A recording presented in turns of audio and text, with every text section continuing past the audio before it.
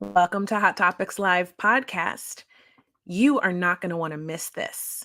If you don't know me by now, my name is Kia, and I am a coach, and I help people get across the finish line at an online learning academy where I've been a performance coach for the last, 6 years almost.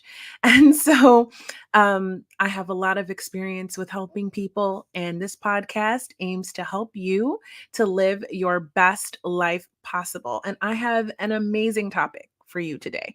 So let me ask you something. What are you addicted to? That's right. Because in this modern age, we all are being set up to be addicted to something, whether it's dating apps or social media. Let me tell you how I can't go on TikTok. Most people have an app that they get sucked into, right? Mine is TikTok. If I go on TikTok, the whole day is gone.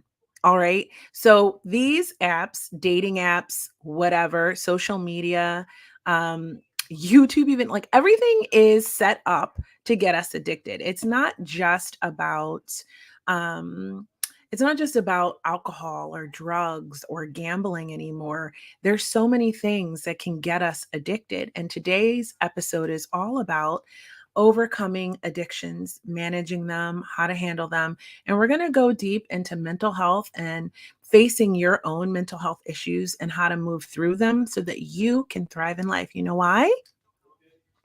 Because you are amazing and you deserve to be living your best life possible just because you were born, just because you were born. And that was my son saying bye to me.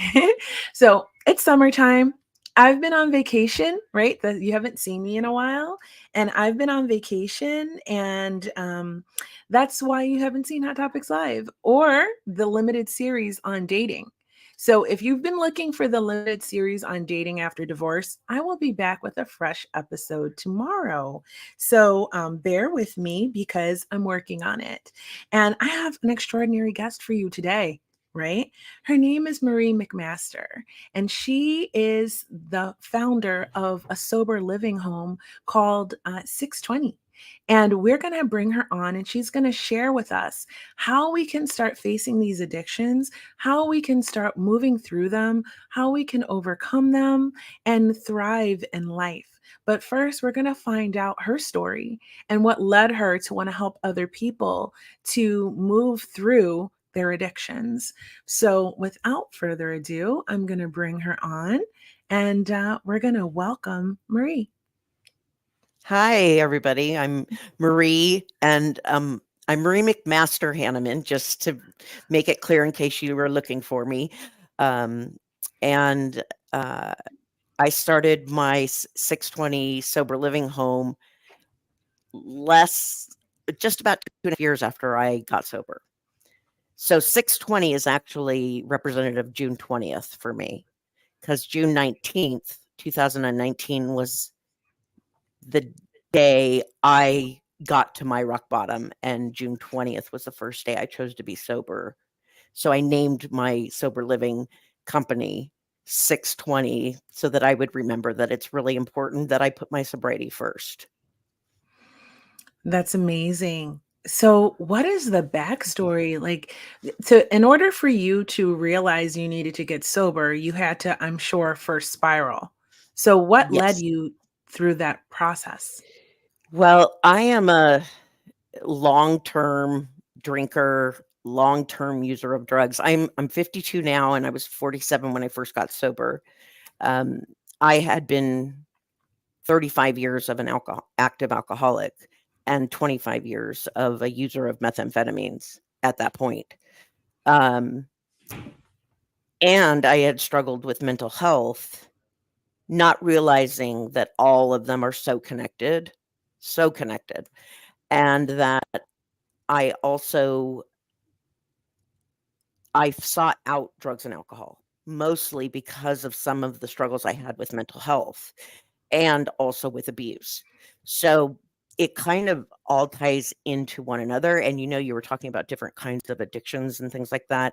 I Mhm. think I was also absolutely a codependent, a love addict Mhm. type person. And I thought that my codependency was like this red badge of courage, that like I help everyone out and I'm this giving person. But what was really happening is I was completely overstepping my own boundaries and allowing others to do the same. And so therefore I would drink to numb that out, and I would do methamphetamines to be everybody's superhero. That was how I functioned. Wow. So meth was your drug of choice? Yes. Alcohol was probably biggest, but meth made it possible for me to look functional, because I was married for 22 years. I raised 2 kids. It was more of a tool to maintain my alcoholism and also allow me to be the person I believed I was in my own head. Wow. That is so, when did you start? Because I have so many questions. So let me just Yeah. start at the beginning. When did you start on this path? Like, was it just one day you were just normally drinking and then it got out of hand? Actually, the very first time I started drinking, I was 12, uh, Wow. 11 or 12, and just at the end of 6th grade. And I had been molested by a neighbor in the 4th grade. And the neighbor was a part of our living community, so our residential community, our church community, my family community, because he was friends with my family, and then his mom was friends with my mom, and also my school community because he went to the same schools. And but he was just older than both of my closest brothers. I'm the youngest of 7 kids, so there's 14 years difference between the oldest and me. So some of my siblings' friends are much older than I am.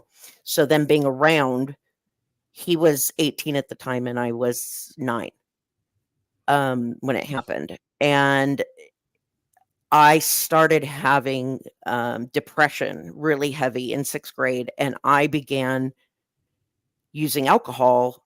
My parents were not big drinkers at all, so they didn't even notice what was up in the liquor cabinet and what wasn't. I mean, everything had dust on it. It was old, but I found a huge bottle of vodka, and I would empty it into another smaller bottle, and I would pour water in it or put it in the way back of the closet, or something like that. And I kept it down at the park, which was our little neighborhood park, really unassuming little neighborhood park. And I would hide in the bushes along with a pack of cigarettes. And whenever I was upset, whenever something was overwhelming for me, I would ride my bike down to the park and I would take a swig and smoke a cigarette. No one ever noticed. Again, I was the youngest of 7 kids, and my parents were 40 and 42 when I was born. Right. So there was a lot going on in the house, and it was easy to just walk in and go straight to my room and then go brush my teeth or whatever it was that, hit it. There wasn't a lot of checking up on me. And that also, I think, was part of what drove me to drink, was that I felt somewhat abandoned or uncared for, in addition to the molestation. And I actually told my mom about it. I told my mom who it was. And she didn't dismiss me, but she didn't fight for me either. So I decided, okay, I'm going to take this upon myself. My therapist, my mom did take me to a therapist, and my therapist wanted me to say his name. And I knew she was a mandatory reporter, so I wouldn't do it because I was not 100% completely without doubt that I wasn't making it up in my head. Now, granted, at that point, I'm 11 or 12. So, how we, as children, you think things that, you think you're responsible for everything, and that's just how it goes. So that's how my drinking career started. So I began drinking solely and purely to avoid. By the time I was in high school, I was drinking because I had a big test. I was drinking because I passed the big test. I was drinking because I was happy to celebrate. I was drinking because I was sad. My junior year, I remember coming home from homecoming, and the next morning, my mom and I are talking in the yard because she's watering. I mean, I can remember this so clearly. And I said, Mom, I think I'm an alcoholic. And her response was, well, are you going to stop drinking then? And I was like, well, I'm trying. And she said, well, that's good, and kept watering. Oh, wow. So the 2 times that I attempted to get out there, what was upsetting me were pretty much ignored, or a little tiny attempt was made to help, but no one took up the battle with me. I was left to my own devices, which is a continuing theme in my childhood, left to my own devices. So I got married at 19. I married my high school sweetheart. I had my first child at 20. And after our first child was born, I was on vacation with my husband, with tons of single people, because that's all we knew. We're single people. We were pretty much the only married couple.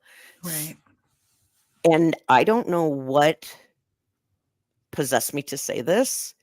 I'm sure it was like a God shot in I believe in spirit and universe and that sort of thing. And I believe that someone put that in my heart to say. I said to him, are you on drugs? I honestly, when I said it, I was shocked myself, and his face was like completely shocked. And he goes, yeah, I'm doing meth right now. Oh, And I was like, oh, I was so angry. And I had to slow down my drinking in high school to date him. He didn't drink. He didn't touch anything.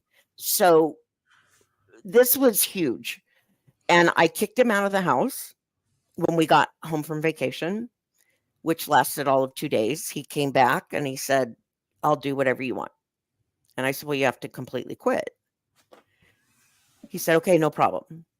It wasn't like he was at that point using habitually or anything. He was just partying with it. And I wasn't fully against partying. I was not. And obviously, I really enjoyed my alcohol. I just felt like that was a line I couldn't cross at that point. And we just had a baby, and we're trying to get our life together. Like, I just couldn't imagine how that's going to fit in a healthy way in us. I also felt like the man I had married had kind of disappeared on me. He was so affectionate and very loving all the way up until the day we got married. And then it was like he disappeared almost. And he was just very distant. So that has to do with a lot of his childhood issues. And our traumas kind of just completely married and merged when we got married. So cut to about a year later, and I find out he introduces it to me again, like, hey, would you like to do this? Whoa. Yeah. And I was like, oh, he's including me. This is how lovesick and codependence anonymous and all of that I was. That I did not realize how badly I wanted someone to include me. And in my mind, I was like, well, this brings us closer together. Talk about the insanity of that thought. So that began my 25-year relationship with methamphetamines. And so if I can just interrupt you for a second. yes. You and your husband were doing meth together. How were you raising your kids? Like because I know growing up in the 70s and 80s, we were neglected kids. Like we were left to our own devices. That was the way. I was a latchkey kid. I was, everyone who is a regular viewer of Hot Topics Live podcast knows I'm a child abuse survivor. Neglect was wrapped up in there, becoming a codependent, overly attaching to people pleasing. All of these things were things that I totally personally identify with. Yes. But I also remember when meth came out.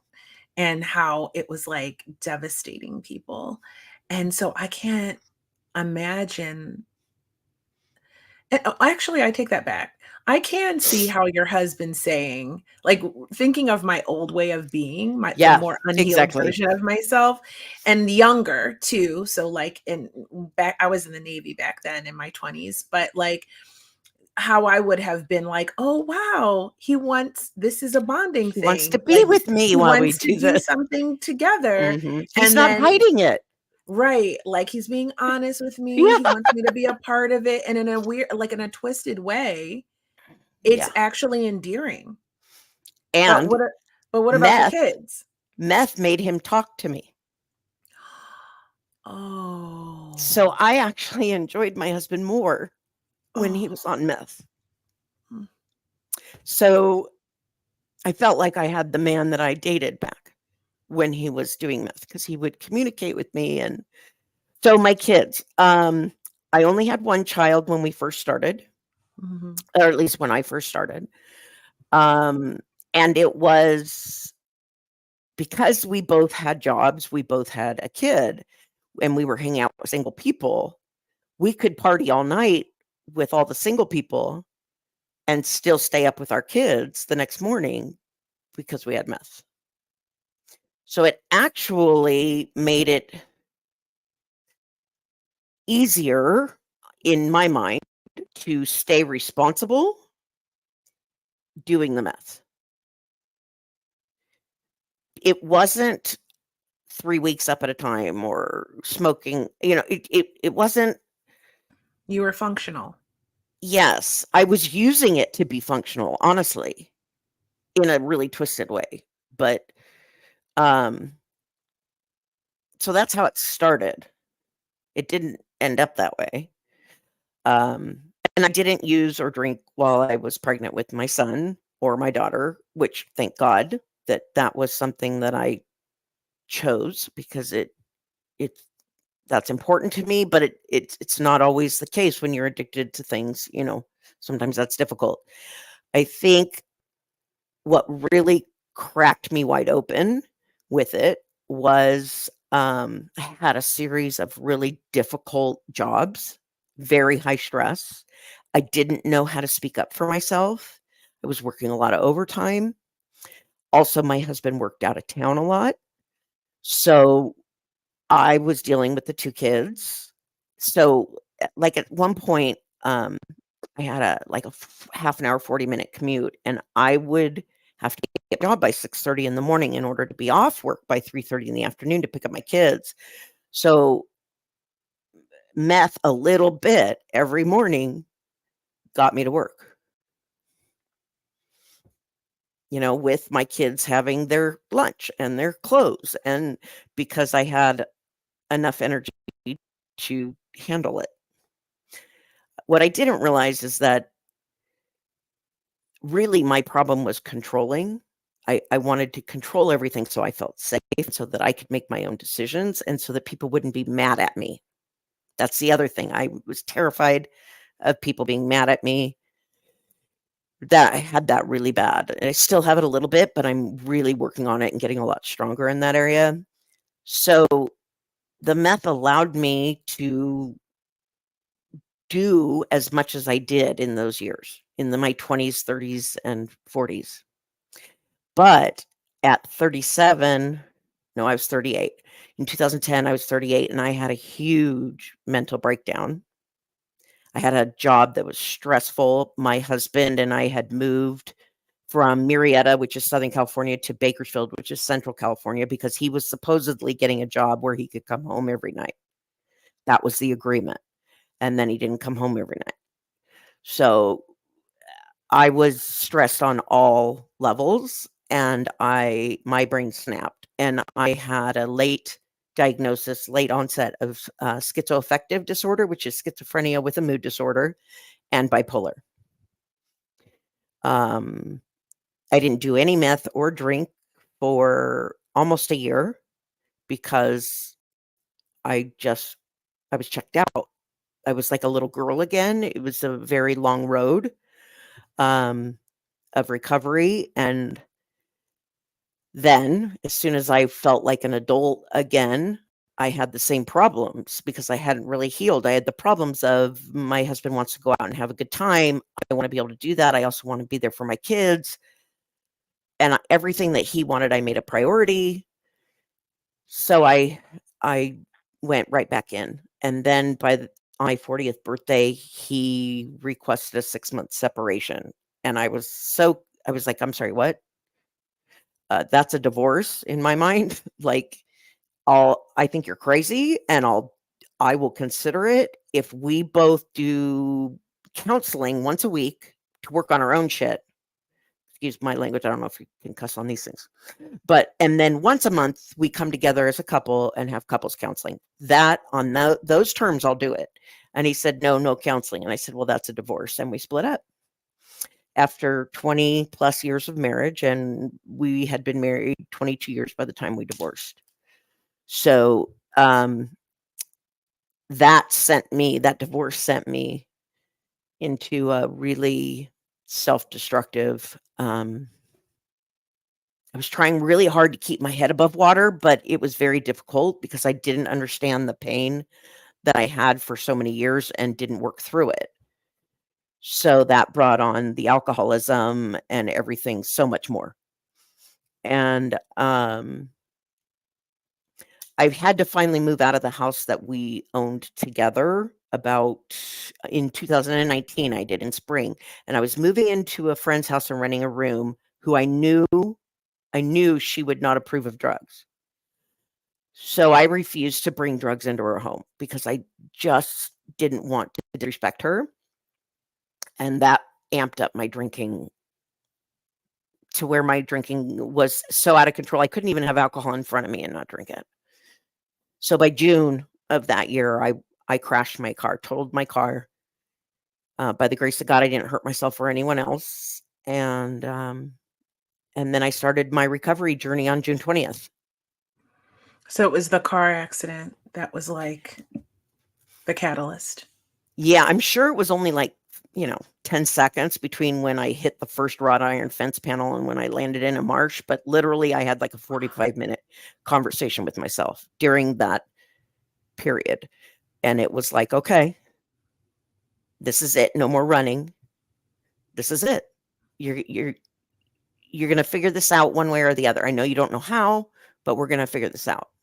And I ended in my family came together and got me into a program here in Hemet, California, which is an incredible program, Hemet Valley Recovery Center. And I healed so much in 2 months there. It made a huge difference in my life. My goodness. What a story. And what about your kids? For a short while after my husband and I separated, my daughter was very distant. She's the oldest, and she had my ex-husband actually ended up living with her and her boyfriend because she was an adult at this point. And I think because of the complication of that, my daughter's a no BS kind of person. And she was like, I can't deal with both of you kind of thing, and I was much more outwardly a mess than my ex-husband because my ex-husband always stayed calm and cool and collected. And I would be like, I don't know what's going on. I'm upset. I would vocalize. So that was more difficult for her to manage. And my codependency, I'm sure, felt like icky to her. You know what I mean? Because it didn't make any sense to her. She's a very strong individual, and my kids are amazing. My daughter's married. She has 2 kids. I have a grandson who's 11 and a granddaughter who's 8.5. And she's 30. She'll be 32 in September, and my son will just turn 28, and he's with a wonderful woman. And I'm really, really grateful for their individualism and their strength. And they do, like, my son suffers from anxiety and things like that.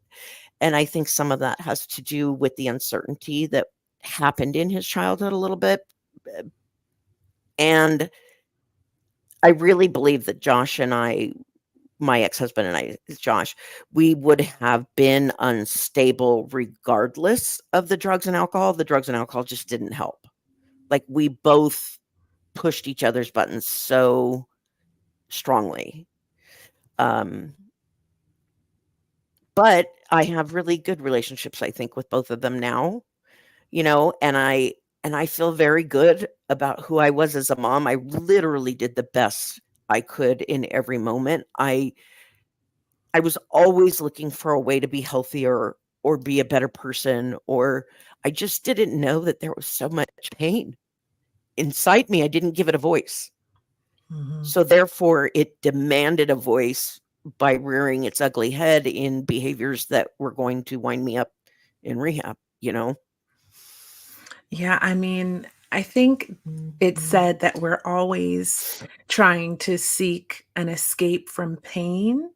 or you know what I mean? Like we're trying to feel pleasure. We're pleasure seeking people, and we want to avoid pain. Yeah.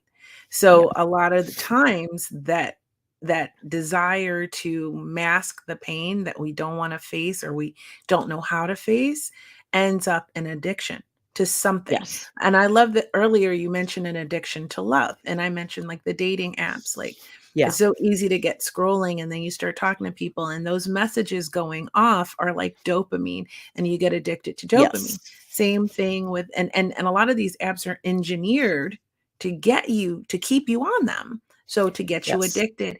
And so that's also pleasure seeking behavior and an escape of pain. Maybe you're lonely, you know, or Right. codependency, or you're not used to being alone, or you've been neglected. So you're seeking pleasure, you're seeking a relief from the pain that you feel, and that's how the addiction is born. Absolutely. And then you're not authentically who you are because what's driving you is the hits of dopamine. Mhm. So rather than be authentic with my husband, I was wanting to placate him because that meant then he would be nice to me. I could count on him being happy because he was getting what he wanted. That wasn't his fault. He didn't ask me to do that. In fact, I think it would have been he would have fought with me a little bit, but I think in the long run, we both would have liked to have been better people for ourselves and for each other. I wish I had loved myself and loved him enough to be straight with him. I did not. I couldn't love him any more than I loved myself because I hadn't learned it internally yet. So how could I share that with him? Wow, that's so deep. Um, is he clean now? Is he sober? Do you keep in touch? I do not communicate with him. He is not a big fan of communicating with me.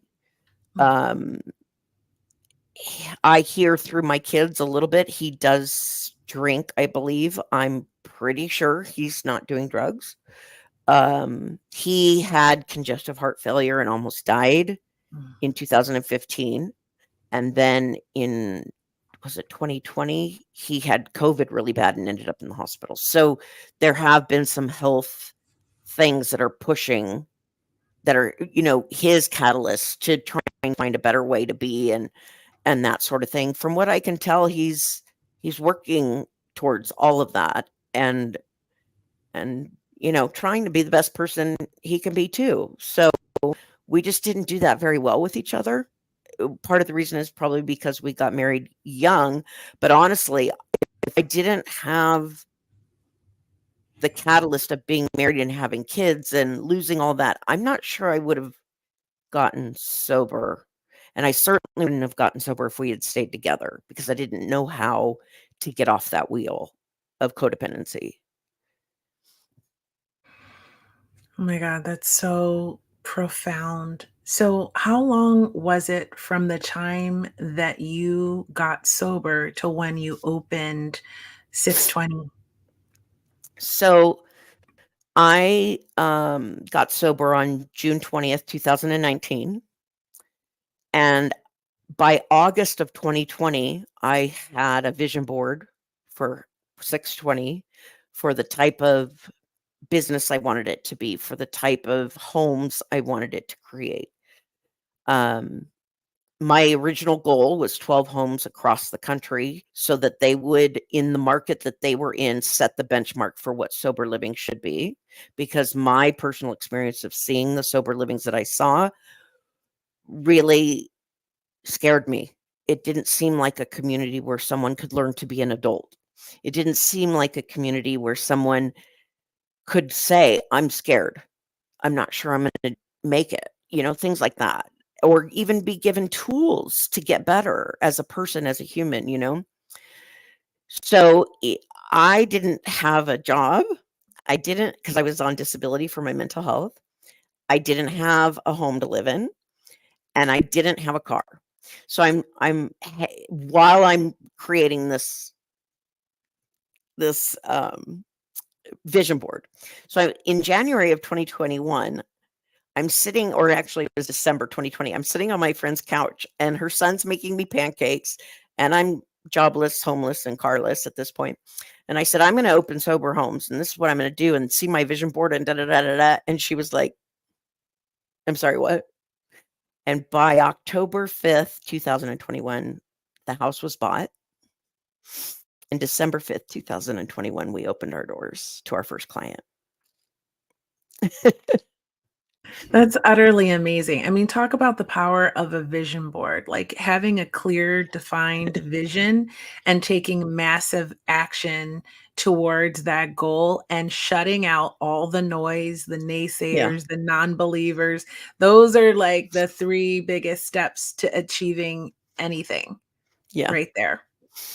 And I had this idea that I have a piece of property that I used to live in that I can't live in now because had renters and they destroyed the house, this whole thing. So I thought, oh, I have to sell that piece of property in order to start this dream because I'm responsible for doing this. What's interesting is the way the universe works. You have opportunities that present themselves that don't necessarily look the way you originally thought. So I have a sister who lives in Idaho, who I live with now, actually, but I split my time between California and Idaho. But at the time, I didn't live with her, and she heard my vision. She heard how clear I was with the rules, and also I provide workshops for my clients so that they for free.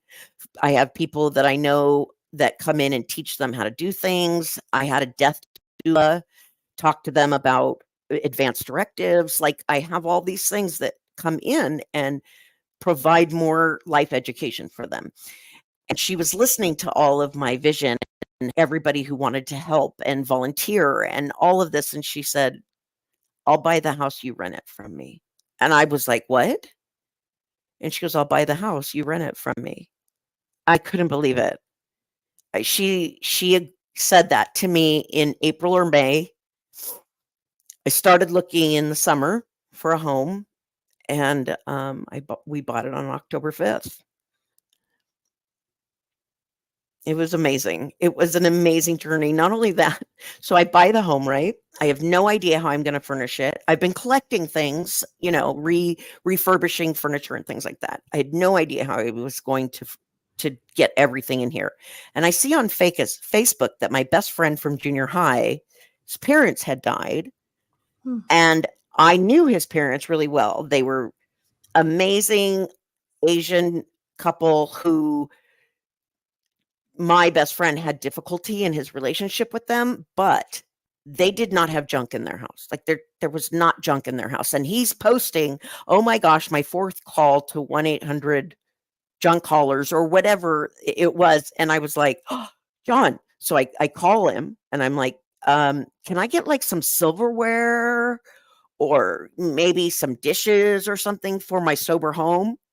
And he goes, Marie, this is a 3-bedroom, 2 living room, office, dining room, and kitchenette, and you can have every piece of furniture in here. Yeah.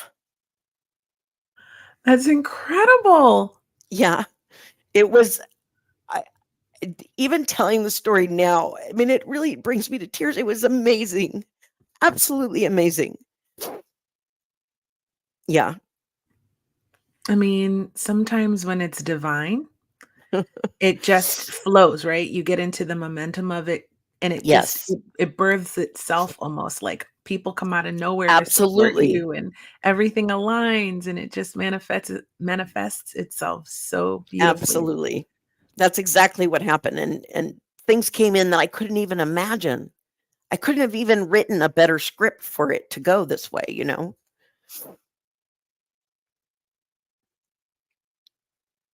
Gosh, my goodness. My kids are home, so I just keep muting myself so there's not a lot of background noise. But summer break, what can you say? And I'm live. We roll with it. Yeah, But I hear I you. just think that's so incredible, like just the way it came together so that you can help other people. Mhm. It's I've had many jobs in my life. Like I was a corporate staff accountant. I've, been a controller for a construction company, all kinds of things. And this is by far, I do a lot of work for this home and none of it feels like work. Not even a little bit.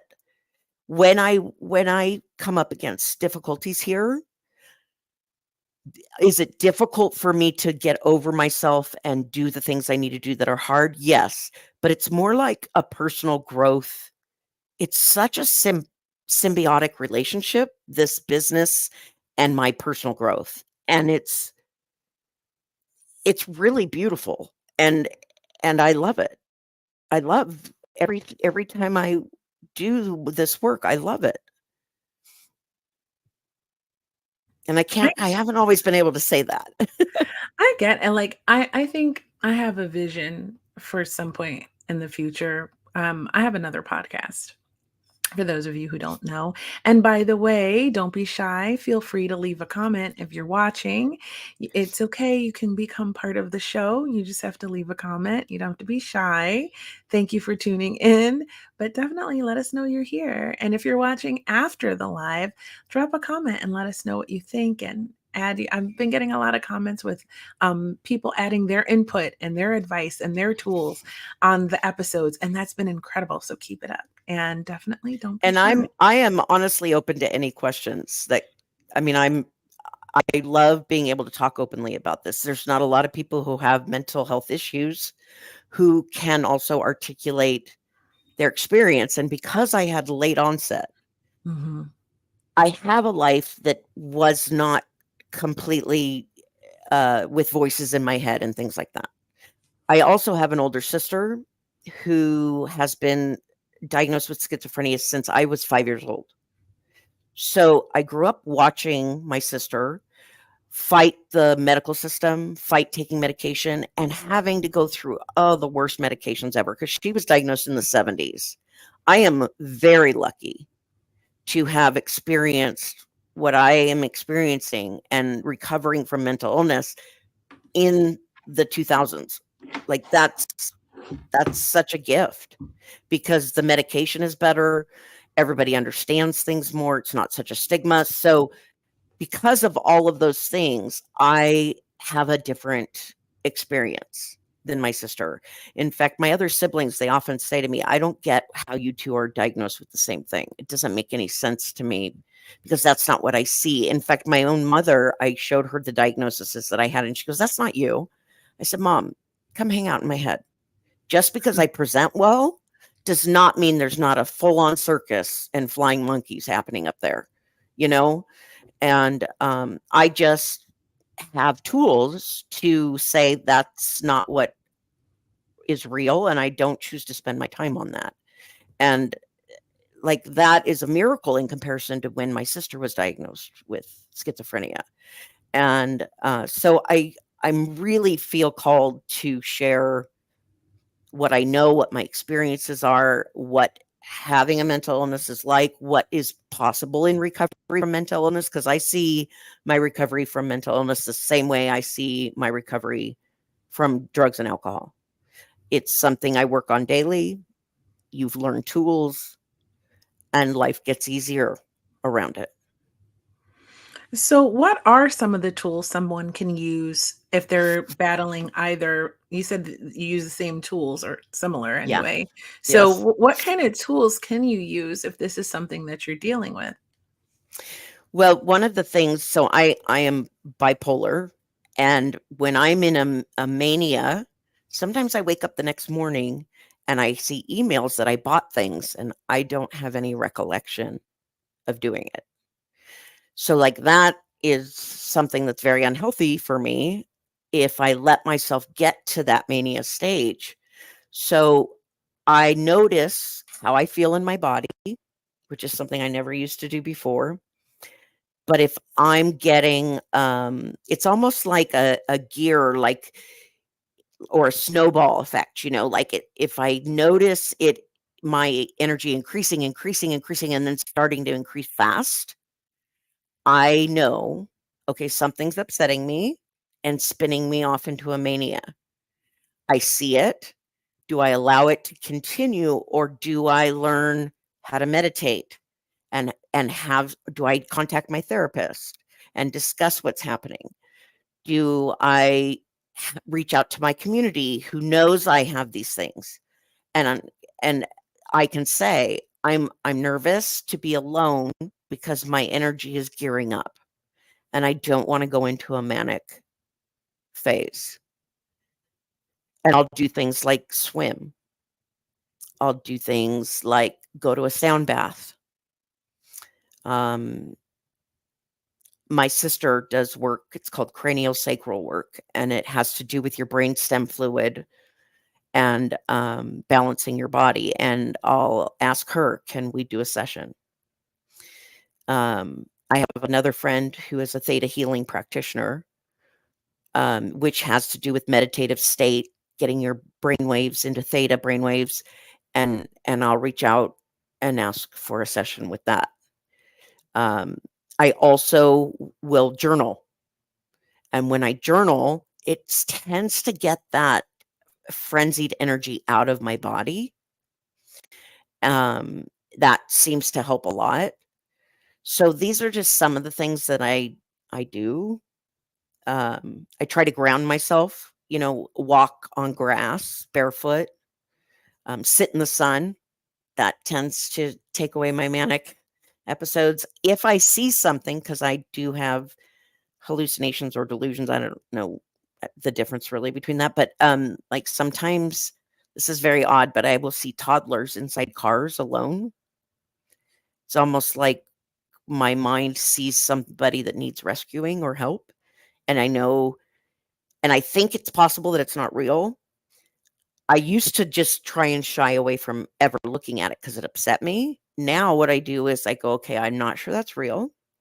And I turn away and I look at the sky and the trees and feel the wind. And then I go back and look at where I saw the toddler in the car. And usually, if it's not real, my second look at it, it's gone. So those are things that I've learned to do for my own experience. I really think it's very personal. Recovery is very personal, either from mental illness or drugs and alcohol, either way. And you have to find out what really works for you. My goodness. That is a lot of really positive, useful information.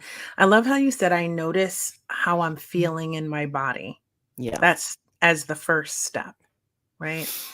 And I definitely understand a lot about dealing with mental illness. I've definitely had issues with PTSD, anxiety, and Mm, depression myself, stemming from my time in the military. Um, but also, my mother suffered with mental illness most of my life, yeah. and definitely all of her life. And near the end, she was very paranoid. And so dealing with that has a unique set of challenges. And actually, how you are able to face it and then create strategies and systems that work for you is really incredible. Like, I didn't realize that if you had these hallucinations, sometimes when you look away and look back, they might be gone. Right. Yeah. And just knowing that is really powerful, I think. So I work with an organization called Eris Health. And my friend Kelly is launching this business. It's actually an app, and it is a mental health app. And it aims to help people with AI providing content to provide them systems and tools, just like the ones you I love that. mentioned. Depending on, like, you would sign in and you would rate yourself on a scale of 1 to 10, and then the AI delivers you content based on where you're rated at, with the systems and Wow. tools you'll need in order to help yourself through those moments, right? So she's just launching this. And if you want to go and support her, she's sponsoring this episode, by the way. You can support her at Eris Health right here. And anytime, just go. The Instagram page is new, so just go help her build following. And that's one free way you can go and support. Now, if you're a baller and you want to invest, DM me and I will get you connected. Okay. But we're gonna make this happen because I think it's so important that people have access to mental health. And a lot of times, even in private, especially public healthcare systems and insurances, it is very difficult to get in and get the help that you need in a timely fashion. So It this should is help. insane how difficult it is to get into a treatment facility unless you are in the worst absolute crisis moment, like you've ended up in the ER or whatever, or like me, I crashed my car. I had been looking, not because I actually thought I was an alcoholic. This is interesting. I hadn't really come to that yet, but I had come to the fact that, Marie, you're using the same tools you used when you were 12 and you are now in your late 40s. Why is that? Why is that not developed? That was my thinking. And I was looking for treatment centers because I thought there are things I need to address that are causing me to repeat behaviors that aren't the best for me. And I couldn't figure it out. I had Medi-Cal and Medicare, and I could not figure out how to get into a treatment center. It's very confusing. I've helped several friends help like loved ones of theirs. It to me, that system is insane, that you have to be at your absolute worst of almost death to get in. It's very odd to me. I agree with you. Like, in this modern era, we should be, we live in the United States. It is a very comfortable country to live in, Yes. right? Right. I mean, depending on where you're Where at. you're at. But yes, Okay. But like, honestly, we're a first world country, yeah, right? absolutely. And there's no excuse for the state of our healthcare, and that people that need help, it's so difficult for them to get the help that they need. And then I have some friends that live in universal healthcare systems that also struggle with Yeah. getting the healthcare, especially mental health care that they need, even when it's free and provided by the government. So there's no, you Yeah. know what I mean? It's not a there's not a straight way to get it all done other than people like your friend or like me on a small basis starting one house, individuals who are called to do more about this topic is where it's at, really. And Yeah. us lobbying companies to become a part of the process, us asking for assistance and having a good plan for where that assistance is going to help. I Mhm. think all of that matters. And it's not easy to step up and be the one who creates these things, but it definitely matters. And I think more and more people will probably be stepping up to do that because it's so much more awareness in the world today for these things. Mhm. I agree. And I love what you're doing with the house. Like I was saying before, I have another podcast called the Female Veterans Podcast, and I would really love to see one day to be able to help female veterans get off the street and get services like in a similar fashion. Yes. I have some friends from Passageways Limited in Kansas who do that with male and now female veterans. And it's so amazing to see people like yourselves who are putting together these homes where people Mm. can go to get on their feet and then have an amazing restart to life, and Yes. just getting back to like thriving in life. It's Yes. incredible work you do. Thank you. Thank you. And I love it. I really do. How many people have, well, at Passageways, they say graduated. So I'll just use that terminology. How many people have come through your house and graduated? Well, my house is sometimes it's very temporary. Someone's here for a month. Mhm. Sometimes someone's here for a year, and sometimes someone is here until, they don't have anywhere else to go necessarily. I Mhm. have a few elderly women who are living on Social Security who graduated a treatment program, and for whatever reason, it doesn't work for them to live with family. And so they rent a room here. And really, until their health determines otherwise, they will be here. So I have probably in the last 2.5 years of being open, I would have to check my files to be correct, but I would say 10 in 2.5 years. I have 6 beds here available. And I would say at least 10. I've had probably 4 that have stayed well over a year. So That's amazing. And so is this something that they pay out of pocket? Do they get insurance? Like how is it taken care of for them it to is be able to it stay is there? private pay. Mhm. And because it is private pay, we have, and this is something that really wanted to do, we have a community pantry here. So everybody has their own pantry shelves and their own refrigerator shelves. Plus, there is a community shelf in the refrigerator and in the pantry that they can go. And if they're hungry and don't have enough money for food, they can eat off of those shelves. Also, in our laundry room, we have a community toiletries. So I ask all my friends to save all of their unopened toiletries from traveling in hotels, and I put them in this drawer.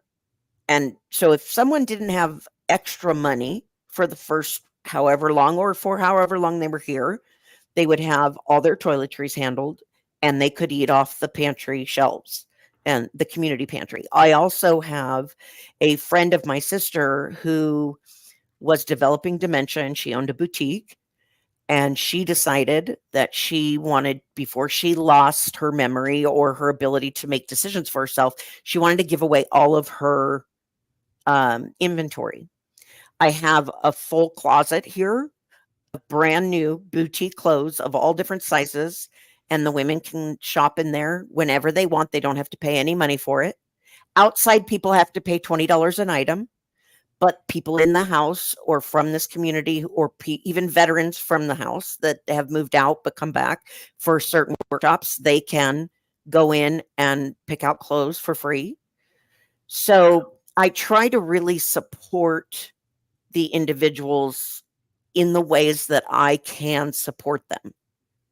And in those ways, my niece worked for a teen shelter for about a year and a half in a nearby town, and they would get donations and they would get an excess and they couldn't do anything with them. She told her boss about my home, and he said, "Oh my gosh, please take all the excess to her." So we have hair color, we have shampoo, we have mouthwash, we have tampons and pads. We those get expensive, those things. And we have an excess amount in a storage area where anyone who needs them can ask, and we open the storage and they can go in and take whatever they need. That is incredible. So, if we wanted to support the house, like if people wanted to send donations and things, where can they go? Would they go here to your Facebook to reach Yes. out to you in order to donate either money or items to the home? Yes. And I will tell you, I am not a non for profit. I'm not making a profit at the moment because, startup costs and all of those things. And I really don't do it for the profit. I do it to keep the house alive. But these donations that people are giving really support the women in here. So, like the clothes, the toiletries, all of those things. And some people have donated money, and I have used that to upgrade the facilities around here and to buy extra things like laundry detergent and things like that for the women so that they don't have to go out and spend their own money, because a lot of them are either on disability or Social Security. Wow. I mean, it's such incredible work that you do. It's Thank you. beautiful. It's absolutely beautiful. So, okay. And I know you have the home and you've Mhm. come through, changed your whole entire life, have a beautiful purpose in how you're helping people. And you also have a podcast. I Let's do. talk about that. That was a blast. I took a it is a blast. I took a course called Made to Do This by a woman named Kathy Heller in January of 2021. And I took the course specifically to help me develop 620.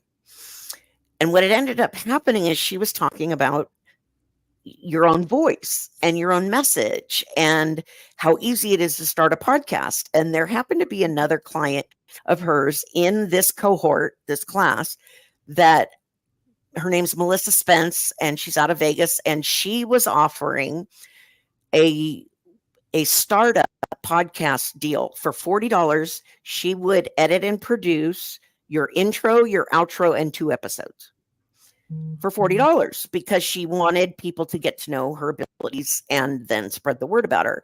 And I was like, I didn't even thought I was going to start a podcast, but I was like, $40, I could do that, So I said, I'm going to do it.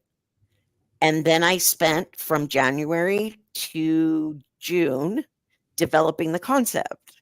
And the concept is called My Side of the Street.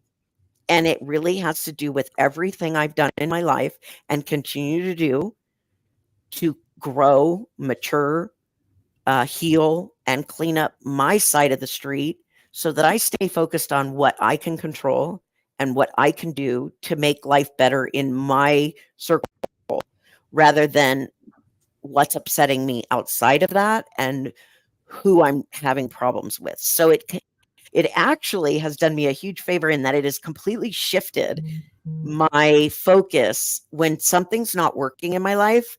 Rather than focus on what's not working with the person I'm trying to get this done with, I figure out how they're triggering me into my old patterns. And then I go and I seek out healing sessions to heal those things. And that immediately makes everything else work better. Or it makes it very clear that that's not going to work without any hesitation. And so then I pivot. So my side of the street, keeping your side of the street clean, is a very 12-step program phrase. And because that 12 steps are all about doing what you can do and not worrying about what you can't control. And so that is the focus of my podcast. I interview different practitioners that I've worked with. And then I allow them to speak very much in detail about our sessions together and what we did to help heal me so that people really get an intimate experience of what that looks like. For me to say, oh, I have a friend who does Theta Healing is one thing, but for me to tell you what happened in my session and how it's affected my life after my session is far more powerful. And it's also makes it far more accessible to my listeners. So that's my goal in my podcast, is to just share what I do and all the things I seek out. And people can make their own decisions about whether or not they want to try it, but at least they have a more detailed feel for what it might be like if they choose to go. So maybe it makes it a little less scary, hopefully. That's incredible. And that is so incredible. I would like to have you back, actually, I think, and talk about some of these sessions that you have, because Okay. I also do that. And I also do that for female veterans, right? I Yeah, like to I love that. explore cutting edge technologies and therapies that are a little bit different and that someone hasn't heard of, Yeah. like like a theta session, right? Yeah. So that they can feel. Or I love sound bathing, first of all. I love that you mentioned that. And so that is another one that people might not even know about that can really Right. transform them from the inside out. And so I love to discuss those kinds of things. So we'll have to get together and figure out when you can come back, and maybe we can do a short episode on just talking about some of these therapies and I would tools love that you that. can use in more depth, because we're almost out of Yeah. time. But But I just wanted to make sure everybody knew that they can listen to your podcast anywhere you listen to podcasts. Go and support it. Hear this firsthand, and it has such great reviews. And I just want to support that and everything that you do because it's so impactful for people who are struggling. And like I said at the beginning of the episode, we're being set up to be addicted to things, whether it's drugs, alcohol, food, sex, whatever. Okay. Yeah.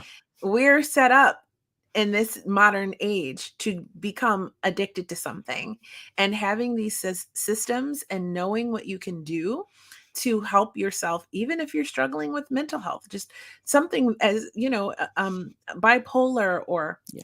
being manic, or have clinically depressed, or having schizophrenia. These are overwhelming things, but just to hear someone share that, like, I'm managing this and I'm okay Yeah. and I'm thriving, is such a beautiful message. And I'm so happy that we got to share it today on Hot Topics Live podcast. Thank you so, so very much for being a guest today. I appreciate you so much.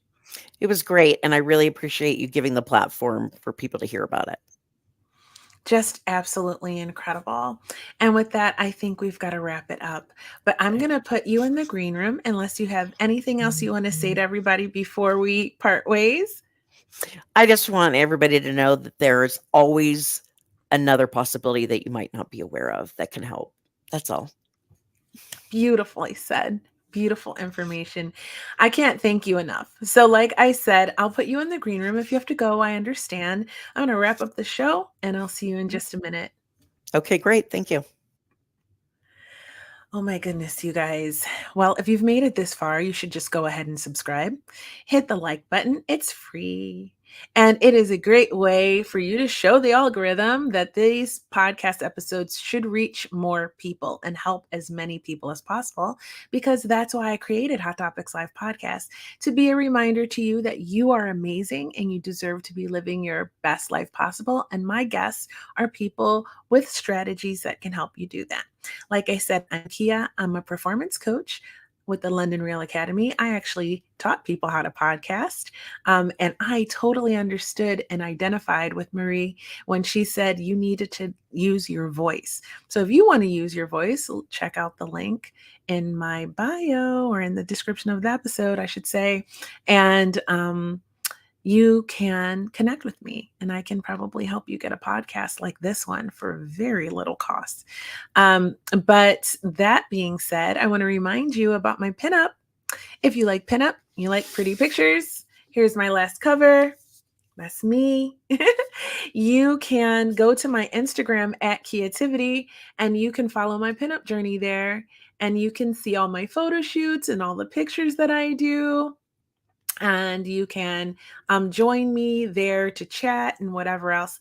If you want to find me there, here's everything on Instagram. I'm also on TikTok at Hot Topics Live podcast, as well as at Creativity and the Female Veterans Podcast, actually, all on TikTok, just the same.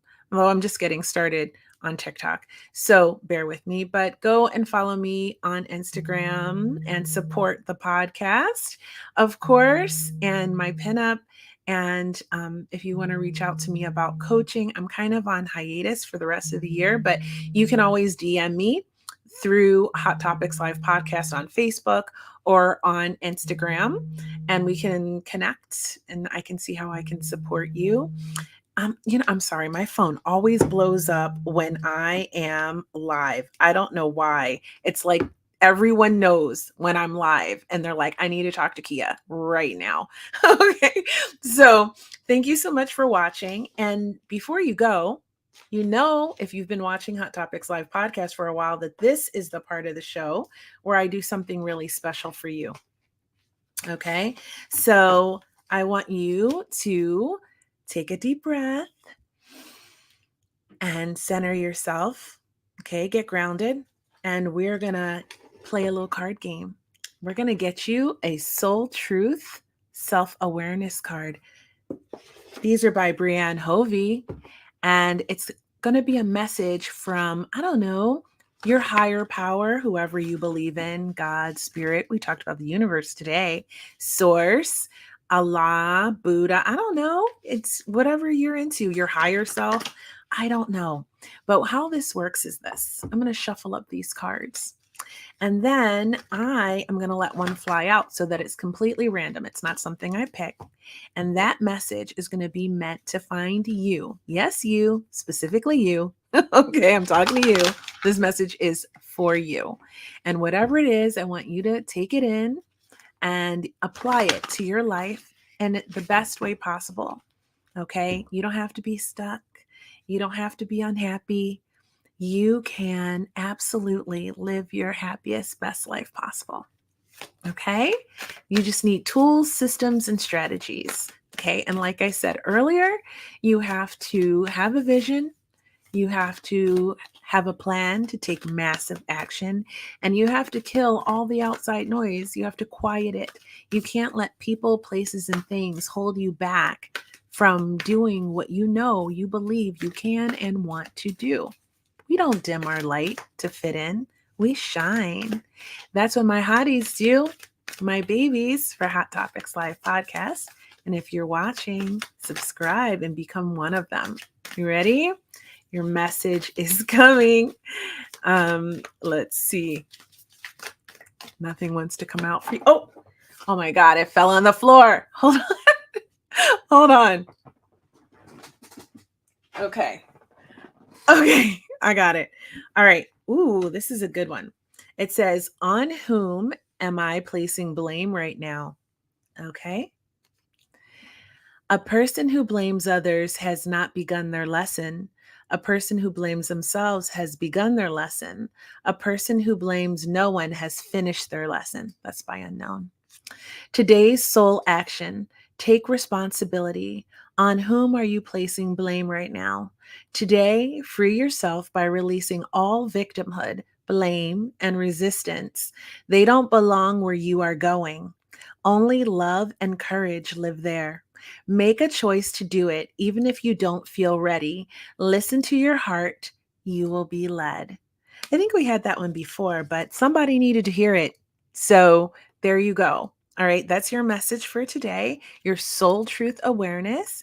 And thank you so much for watching Hot Topics Live podcast. I really do appreciate you. I appreciate all the comments, all the love, all the feedback that I'm getting, all the new subscribers. I love you. I'm so appreciative of you. Thank you for that. Tomorrow I'm coming live again, you guys.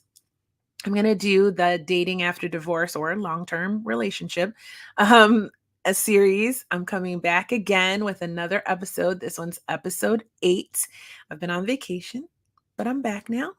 And we're going to start back again and helping you figure out this dating thing. So if you have been out of the game for a while, right? So anyway, I love you guys. Thank you so much for watching. I'll see you tomorrow. And don't forget to subscribe. Bye for now.